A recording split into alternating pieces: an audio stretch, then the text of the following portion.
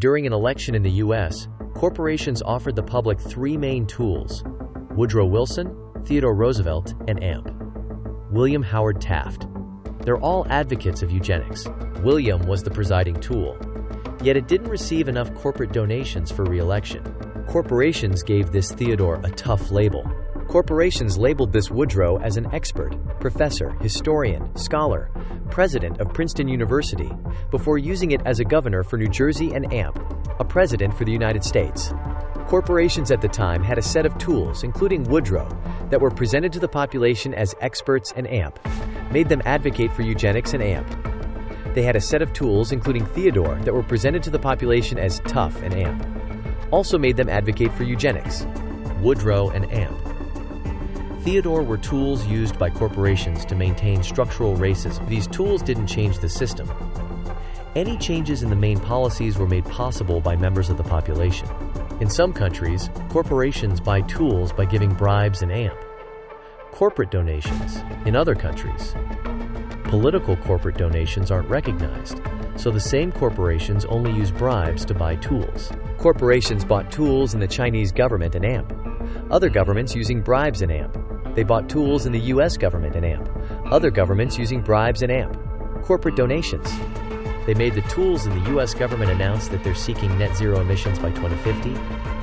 They made the tools in the Chinese government announce that they're seeking net zero emissions by 2060. Then they made the tools in the U.S. government talk with the tools in the Chinese government about their different opinions, when the same corporations own the tools in both governments.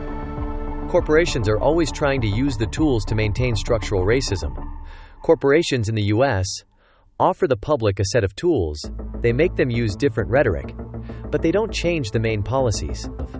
The far-right tools, the centrist tools, and AMP. Other tools are all part of the system. They try to keep the population divided to use their fears from each other. They use white people's fears from black people, native people, Asian people, and AMP. Vice versa. The same corporations are also trying to maintain structural racism in China with a different set of tools. They make them use similar rhetoric and AMP. They don't change the main policies. They try to keep the population divided to use their fears from each other. They use Han people's fears from Uyghur people, Tibetan people, and AMP, vice versa. In other countries, the same corporations use similar or different models. In many countries, the same corporations keep trying to make the population's fear and AMP hate foreigners. In the U.S., corporations gave the tools labels like far-right, centrist, progressive in China. Corporations gave most of the tools the label communist. Corporations may give the tools different labels and AMP. These labels are useless.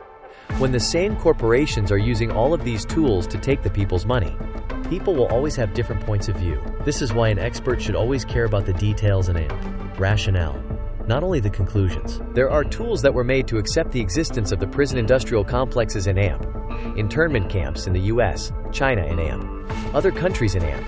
The corporations called them experts, just like they called Woodrow an expert. Woodrow was a centrist tool presented to regular people as a useless object that doesn't take or give anything. When it was receiving corporate donations, later, it was relabeled by corporations as a progressive. In all cases, Woodrow wasn't an expert. It was a tool used by corporations to take the people's money. Theodore was a right-wing tool. Later, it was also relabeled by corporations as a progressive. In all cases, Theodore wasn't tough. It received corporate donations and AMP, was used by corporations to take the people's money. Poverty exists because corporations are using the tools to take huge loads of the people's money instead of a reasonable amount. That's money taken from hospitals, schools, housing projects, and AMP. Poverty is a global issue. The racial wealth gap exists because they've been taking more money from certain groups of people and AMP. The racial wealth gap is a global issue. Justice implies preventing these tools and AMP. Corporations from taking the people's money and AMP. That's a global solution. People around the world deserve environmental justice and AMP. Governments that can achieve net zero emissions by 2030, not 2050. These lines are extracted from a book titled Enlightened Populism: Reflections on the News Cycle of a Pandemic, available for purchase on Amazon.